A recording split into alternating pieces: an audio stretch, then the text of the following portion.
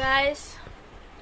আজি মোৰ মানে অৱস্থা বহুতেই বেয়া গোটেই দিনটো বেমাৰত পৰি আছোঁ তো গোটেই দিন ভাত একো খোৱা নাই এতিয়া বাজে কেইটা 4:30 তো 4:30 মই কি বনাইছোঁ আপোনালোকক দেখাই আছোঁ মানে গাটো ইমানে বেয়া মানে উঠিব মনে নাযায় তো গাইজ চাওক এয়া মই এতিয়া খিচিৰি বনাই লৈছোঁ আৰু পাপৰ চেকি লৈছোঁ ছোৱালীটোও খোৱা নাছিলে এতিয়া আমি এয়া খিচিৰি খাম মানে কি যে হ'ব মোৰ অৱস্থা বেয়া হৈ গৈছে একদম বেমাৰত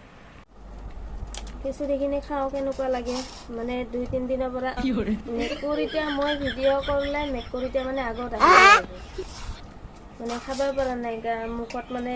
সোৱাদ নোহোৱা হৈ গৈছে ভালে নালাগে কি চব্জি খাম কি ভাত খাম এনেকুৱা লাগি আছে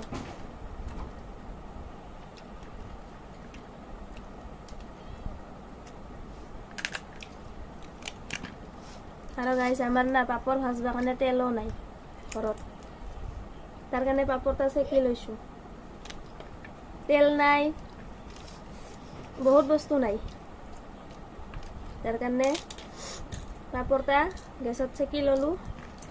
দালি আৰু চাউল আছিল দালি আৰু চাউল বঢ়িয়াকৈ বনালোঁ তাকে খাই আছোঁ আৰু কি কৰিম দুখীয়া মানুহ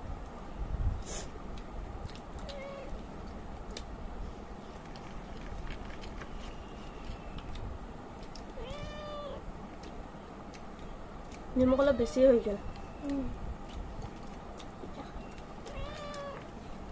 এই মেকুৰীটো আৰু কেমেৰাৰ আগে আগে যাব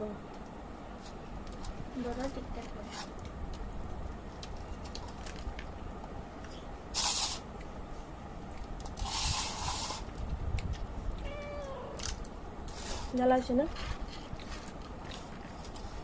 পাপৰটা চেকিলে আৰু বেছি জ্বালা পাপৰ ভাজা তেলে নাই আৰু কি তেল থাকলে এখন বঢ়িয়া কৰি ভাজি খালো হয় মেকুৰীটা মানে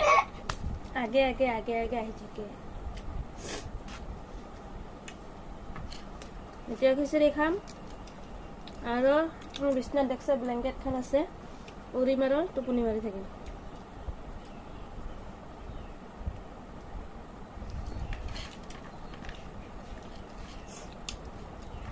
আৰু আপোনালোকৰ পূজাৰ পিছত কাৰ কাৰ বেমাৰ হৈছে